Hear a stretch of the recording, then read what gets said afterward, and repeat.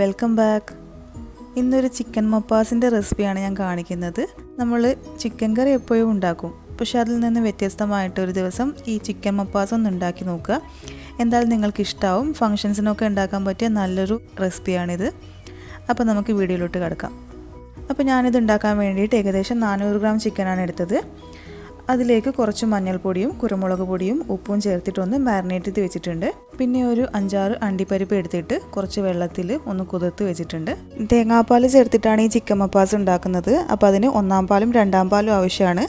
അപ്പോൾ അതിനായിട്ട് ഞാനിവിടെ ഏകദേശം ഒരു 3/4 കപ്പോളം തേങ്ങ ചെറിയ ചൂടുവെള്ളത്തിൽ കുതിർത്ത് വെച്ചിട്ട് അതിൻ്റെ പാലെടുത്തിട്ടുണ്ട്. 1-ാം പാലും 2-ാം പാലും എടുത്തിട്ടുണ്ട്. ഏകദേശം 1/2 കപ്പിൻ്റെ അടുത്ത് 1-ാം പാലുണ്ട്. പിന്നെ 1 കപ്പ് 2-ാം പാലും. ഈ 1-ാം പാലിൽ തന്നെ ഞാൻ കുതിർത്ത് വെച്ച അണ്ടിപ്പരിപ്പ് ചേർത്തിട്ട് അരച്ചെടുത്തതാണ്. അപ്പോൾ നല്ല തിക്കായിട്ടുള്ള പാലാണിത്.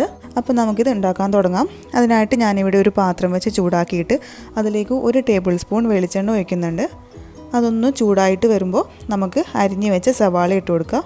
ഇതിപ്പോൾ ഒരു മീഡിയം സൈസ് സവാള വളരെ കനം കുറഞ്ഞ് അരിഞ്ഞെടുത്തതാണ്. സവാള ചേർത്തിട്ട് നന്നായിട്ടൊന്ന് വഴറ്റിയെടുക്കുക.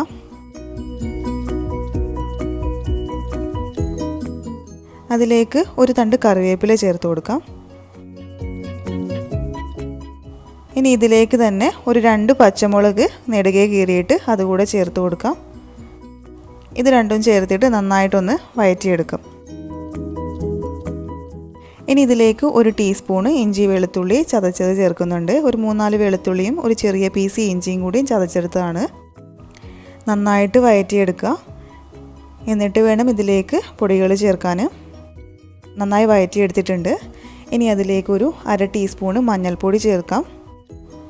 പിന്നെ ഒരു 2 ടീസ്പൂണ് മല്ലിപ്പൊടി ചേർക്കുന്നുണ്ട്. ഈ ചിക്കൻ മപ്പാസിൽ നമ്മൾ മുളക് പൊടി ചേർക്കുന്നില്ല. അതിന് പകരം പച്ചമുളകും കുരുമുളകുമാണ് എരിവിന് വേണ്ടി ചേർക്കുന്നത്. അപ്പോൾ ഇത് രണ്ടും കൂടെ ചേർത്തിട്ട് നന്നായിട്ടൊന്ന് മൂപ്പിച്ചെടുക്കുക. ഇനി ഇതിലേക്കൊരു 1/4 ടീസ്പൂണ് പെരുജീരകം, അതായത് വലിയ ജീരകം പൊടിച്ചത് ചേർക്കുന്നുണ്ട്. ഇനി ഇതിലേക്ക് തക്കാളി ചേർക്കാം. ഇതിപ്പോൾ ഒരു വലിയ തക്കാളിയാണ് ഞാൻ എടുത്തത്. അതിൻ്റെ 1/4 ഭാഗത്തോളം ഇപ്പോൾ ചേർക്കുന്നുണ്ട്. പിന്നെ ഒരു 3-4 പീസ് കുറച്ച് വലിയ പീസാക്കിയിട്ട് ഞാൻ മാറ്റി വെച്ചിട്ടുണ്ട്. അത് ഞാൻ ലാസ്റ്റാണ് ചേർക്കുന്നത്. അപ്പോൾ തക്കാളി നന്നായി ഉടഞ്ഞ് വന്നിട്ടുണ്ട്. ഇനി ഇതിലേക്ക് നമ്മൾ മാരിനേറ്റ് ചെയ്ത് വെച്ച ചിക്കൻ കൂടെ ചേർത്ത് കൊടുക്കാം.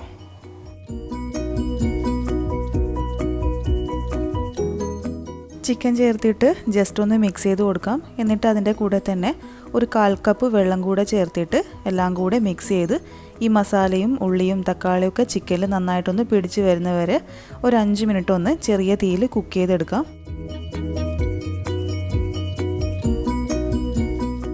ഇനി ഇതിലേക്ക് 2-ാം പാൽ ചേർത്ത് കൊടുക്കാം. ഇതിപ്പോൾ 1 കപ്പ് 2-ാം പാലാണ്.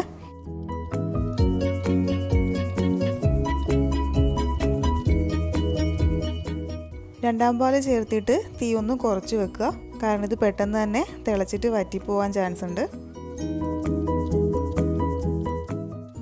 അപ്പോൾ ചെറുതായിട്ട് തിള വരാൻ തുടങ്ങിയിട്ടുണ്ട്. ഇനി ഇതിലേക്കൊരു 1/2 ടീസ്പൂണ് ഗരം മസാല ചേർക്കാം. പിന്നെ ആവശ്യത്തിന് കുരുമുളക് പൊടി കൂടെ ചേർക്കാം. ഇതിപ്പോൾ ഞാനിവിടെ ഒരു 1/4 ടീസ്പൂണാണ് ചേർത്തത്. പിന്നെ അതിൻ്റെ കൂടെ തന്നെ കുറച്ചുകൂടെ കറിവേപ്പില ചേർക്കുന്നുണ്ട്. എന്നിട്ട് നന്നായിട്ടൊന്ന് മിക്സ് ചെയ്ത് കൊടുക്കാം.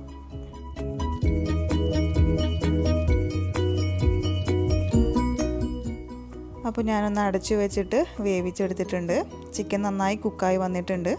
തേങ്ങാപ്പാലൊക്കെ ഒന്ന് കുറുകി വന്നിട്ടുണ്ട്. ഇനി ഇതിലേക്ക് നമ്മൾ നേരത്തെ എടുത്തു വെച്ച 1-ാം പാലിൻ്റെ കൂടെ അണ്ടിപ്പരിപ്പ് അരച്ച കൂടിയിട്ടുള്ള ആ പേസ്റ്റ് ഇതിലേക്ക് ചേർത്ത് കൊടുക്കാം. ഇത് ചേർത്തിട്ട് ഒരുപാടങ്ങ് തിളക്കാൻ വേണ്ടി വെക്കണ്ട. ജസ്റ്റ് ഒന്ന് ചൂടായി കിട്ടിയാൽ മതി. അപ്പോൾ തന്നെ നമുക്കിത് ഓഫ് ചെയ്യാം. അപ്പോൾ ഞാൻ ഇതൊന്ന് ജസ്റ്റ് ഒന്ന് മിക്സ് ചെയ്ത് കൊടുക്കുന്നുണ്ട്.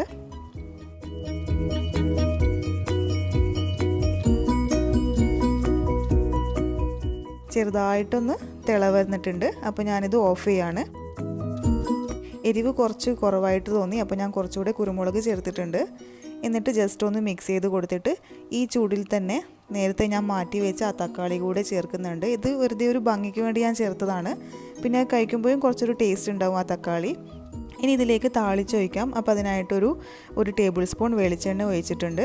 അതിലേക്ക് ഒരു 2-3 ചെറിയ ഉള്ളി വളരെ ചെറുതായി അരിഞ്ഞത് ചേർത്തിട്ട് ഒന്ന് മൂപ്പിച്ചെടുക്കാം. അപ്പോൾ ചെറിയ ഉള്ളി മൂത്ത് വന്നിട്ടുണ്ട്. ഇനി അതിലേക്ക് കുറച്ച് കറിവേപ്പില കൂടെ ചേർക്കാം. ഇനി ഇതിലേക്ക് ഒരല്പം ഗരം മസാല കൂടെ ചേർത്തിട്ട് ഒന്ന് മിക്സ് ചെയ്തിട്ട് ഇത് നമുക്ക് കറിയിലേക്ക് ഒഴിച്ചു കൊടുക്കാം. അപ്പോൾ ഞാനിതാ മൂപ്പിച്ചെടുത്തത് ഇതിലേക്ക് ചേർത്ത് കൊടുക്കുന്നുണ്ട്. എന്നിട്ടിതൊന്ന് ഒരു 5-10 മിനിറ്റ് ഒന്ന് അടച്ചു വെക്കാം. അങ്ങനെ നല്ല ടേസ്റ്റി ആയിട്ടുള്ള ചിക്കൻ മപ്പാസ് റെഡി ആയിട്ടുണ്ട്. എല്ലാവരും തീർച്ചയായും ട്രൈ ചെയ്ത് നോക്കുക. നിങ്ങളുടെ ഫീഡ്ബാക്ക്സ് അറിയിക്കുക. വീഡിയോ ഇഷ്ടമായെങ്കിൽ ലൈക്ക് ചെയ്യുക, ഷെയർ ചെയ്യുക. ചാനൽ ഇതുവരെ സബ്സ്ക്രൈബ് ചെയ്യാത്തവർ സബ്സ്ക്രൈബ് ചെയ്യുക. വീണ്ടും നല്ല അടിപൊളി ഡിഷുമായി വരുന്നതായിരിക്കും. അതുവരേക്കും ബായ്. Thank you.